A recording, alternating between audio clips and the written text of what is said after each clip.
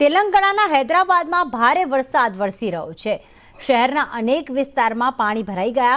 મૂસી નદીમાં પાણીની આવકમાં વધારો થયો છે। હિમાયત સાગરના દરવાજા ખોલવામાં આવ્યા। ચદરઘાટ પુલ પાસે નદીના પાણી ફરી વળ્યા છે।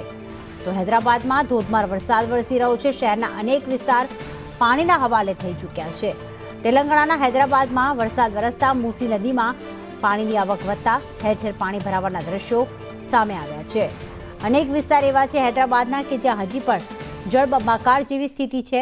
ઘરની બહાર નદી પસાર થતી હોય એટલું પાણી ભરાયેલું છે। લોકોનું જનજીવન પ્રભાવિત થયું છે। મેઘો મુશળધાર વરસી રહ્યો છે। એક તરફ જોવા જઈએ તો હવે દેશના અલગ અલગ રાજ્યોમાં ચોમાસું હવે ધીમે ધીમે વિદાય લઈ રહ્યું છે। કેટલાક રાજ્યોમાં લઈ પણ ચૂક્યું છે, પણ હજી પણ મુંબઈમાં આપણે જોયું કે વરસાદ વરસી રહ્યો છે। આ તરફ હૈદરાબાદમાં પણ મુશળધાર વરસાદની શરૂઆત।